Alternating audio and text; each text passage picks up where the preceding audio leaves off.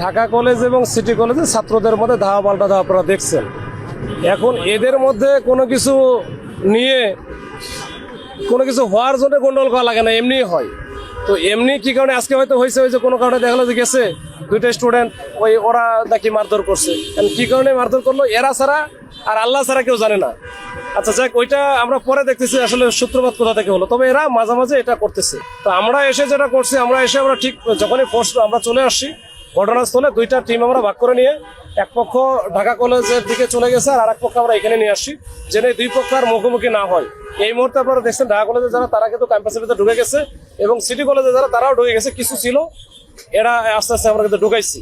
এখন এই টিচার যারা ছিল তারাও হেল্প করেছে, এখন একেবারে সিচুয়েশন নর্মাল এবং এটা গাড়ি ঘোড়া স্বাভাবিক আছে। এটা হচ্ছে ঢিল লাগে আহত হইতে পারে, এই আহত আমাদেরও ঢিল লাগছে, ওদেরও লাগছে। যখন দুই পক্ষে যখন হচ্ছে ঢিলাঢিলি হয় তখন কিছু আহত হতে পারে, তবে এটা ওই রকম উল্লেখ করার মতো কিছু না। আচ্ছা, দুপক্ষের সাথে আমরা কথা বলে জানতে পেরেছি যে আপনি বলছেন যে ওরা মারামারি করেছে, কি নিয়ে মারামারি করেছে?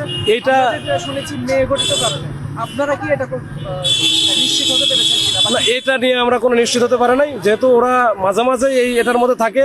এটা কোনো একটা স্পেসিফিক কারণ আমার লাগে না, আমার মনে হয় এটা কি কারণে লাগছে এটা আমরা পরে খতিয়ে দেখছি। ঠিক আছে মাসুদ ভাই, দুই প্রতিষ্ঠানের শিক্ষকরাই হচ্ছে ছুটির পরে রাস্তায় থাকার কথা এই সংঘর্ষগুলো নিয়ন্ত্রণে আগেও তাদের কমিটি হয়েছে এবং আপনারাও এই বিষয়গুলোতে অবগত আছেন, কিন্তু সাম্প্রতিক সময়ে আমরা দেখেছি যে শিক্ষকদের মধ্যে একটা রাস্তায় দাঁড়াতে অনীহা। আপনারা কি এই বিষয়গুলো আলোচনা করবেন কিনা? আমরা আজকে যেমন আছি, আমি সিটি কলেজে যেটা পাইছি, এখানকার যে ভাইস প্রিন্সিপাল ছিল উনি কিন্তু আজকে আমাদের সাথে ছিল এবং উনি ট্রাই করতেছিলেন যে ওদেরকে নিবৃত করার জন্য বা ওদিকে যেন না যায়। তো এটা ওদের সাথে যে টিম আছে আরো, এই টিমটা একটু বড় হলে ভালো হয়।